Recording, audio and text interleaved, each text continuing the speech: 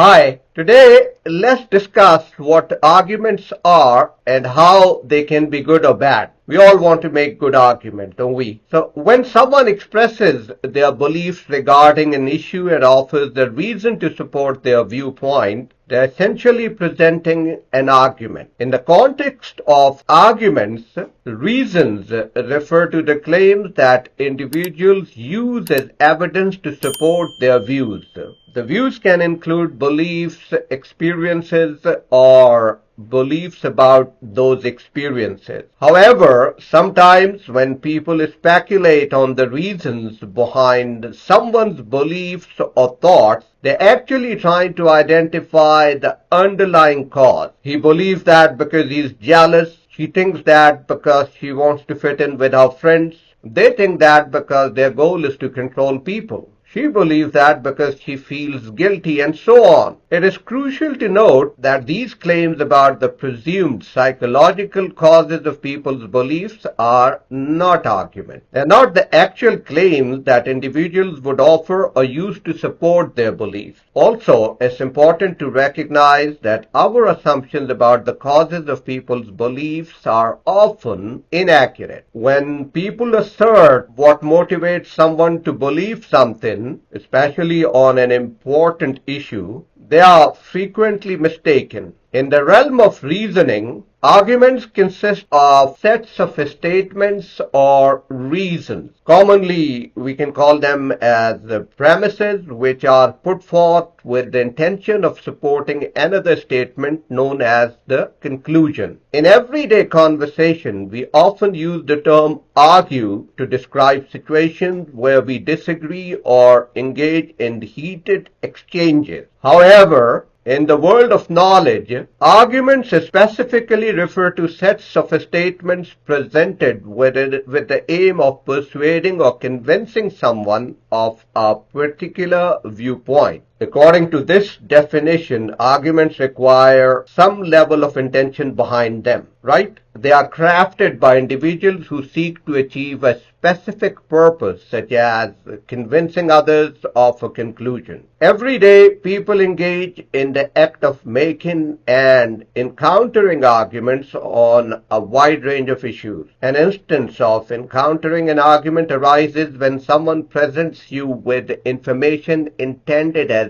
evidence, aiming to convince you of a particular viewpoint. For instance, when you read a product review, come across an opinion expressed in a tweet, or listen to your child's attempt to explain why they should stay up past bedtime, you are likely encountering at least one argument. So let's look at what is an argument. An argument consists of a conclusion and at least one premise. The conclusion serves as the main thesis that the argument aims to persuade you of. However, it is worth noting that an argument, as presented, may not always have an explicitly stated conclusion. For example, I approach you and say, by donating $200, you can provide 1 year education for a child, and then I wait for your response. Despite only presenting one premise and never explicitly stating a conclusion, this still appears to be an argument. In this case, the implied conclusion would be, therefore, you should donate $200. It's important to acknowledge that arguments may or may not require an intentional motive behind them. The premise serves the purpose of providing justification for believing the conclusion. And it's important to note that some premises may also function as sub-conclusions derived from previous premises. Specifically, an argument can be defined as a collection of sentences, with the conclusion being a single sentence with that collection. It allows for the possibility of some premises being irrelevant to the conclusion. So in order to ensure clarity, it is typically recommended to place the conclusion at the end of a list. We often employ certain language cues such as therefore, thus,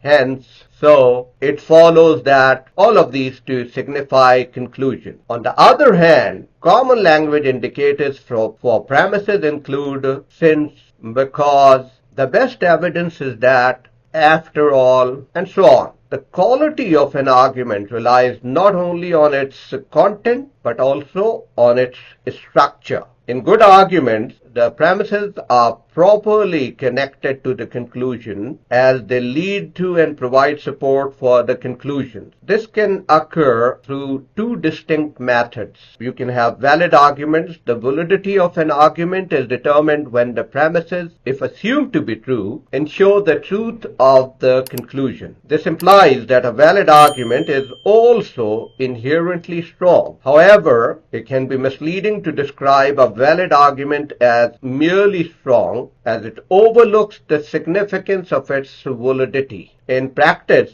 validity and soundness are typically defined in terms of truth. However, in approaching premises, we tend to consider their justification rather than their truth. So, being valid indicates that it's impossible for an argument's premises to be true while the conclusion is false. For example, consider the following valid argument. If a shape is a cube, then it has corners. This shape is a cube, therefore this shape has corners. Now, in this case, it is impossible for premise 1 and 2 to be true without the conclusion being true. And it's worth noting that an argument can have only true premises and still be invalid. Validity is not contingent on the actual truth of the premises, but rather on whether, if assumed to be true, they would ensure the truth of the conclusion. For example, let me say, if a shape is a cube, then it has corners. The Empire State Building has corners, therefore it's shaped like a cube. While premises 1 and 2 can be true, the conclusion can still be false, since most buildings have corners,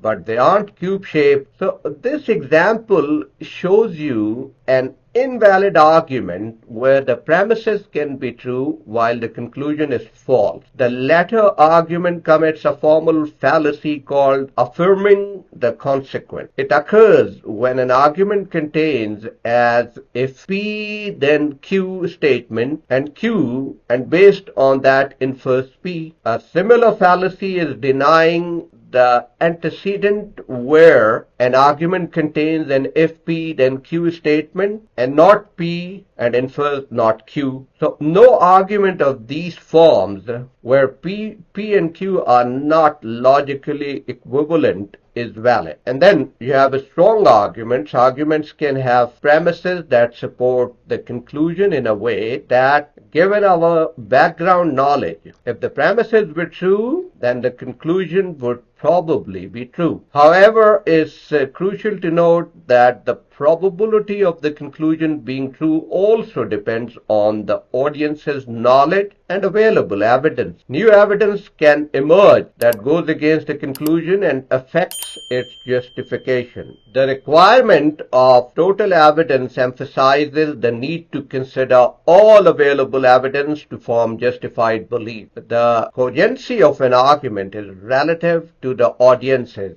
because different audiences have different total evidence and can assess the same arguments differently. A strong argument, unlike a valid argument, doesn't guarantee the conclusion but provides sufficient support for it based on reasonable premises. Strength and validity are important criteria for good arguments, but they don't determine the truth or falsehood of the conclusion. It is essential to distinguish between the relationship of premises to the conclusion, strength and validity, and the reasonability or justification of the premises themselves. Strong and valid arguments, as we have seen, can have both justified and unjustified premises. Now, valid arguments with all true premises are considered sound arguments, even though there is debate regarding whether all premises must be true or just a necessary subset for a deductively valid conclusion. Deductive arguments are monotonic, and they mean adding a premise to a valid argument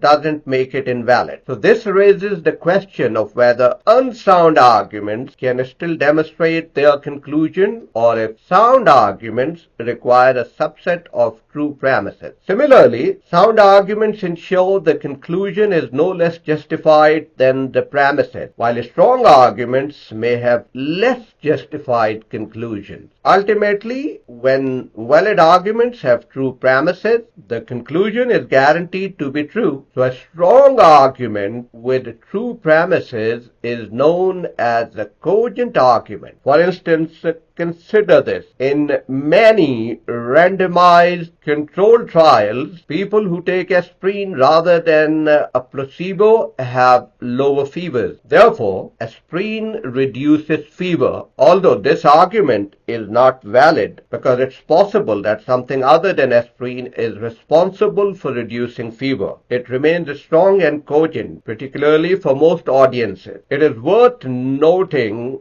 that the notion of argument strength appears to be relative to the audience, as someone with access to additional evidence may be justified in rejecting the conclusion. So typically we don't discuss the validity of arguments in relation to an audience, or because the possibility of true premises but a false conclusion is independent of their knowledge, except for their understanding of deduction. So in the context of cogent arguments, their conclusions are likely to be true. Counter evidence, which could come from another argument, would challenge the conclusion, but not through criticism of the original argument itself, which is assumed to be cogent. Therefore, if an argument is strong, the truth of the premises would make the conclusion probably true. Consequently, if the premises are true and the argument is strong, the conclusion is likely to be true. When objecting to an argument, the goal is to demonstrate that the argument is unsound or uncogent. This can be achieved by highlighting that the argument is either invalid or weak,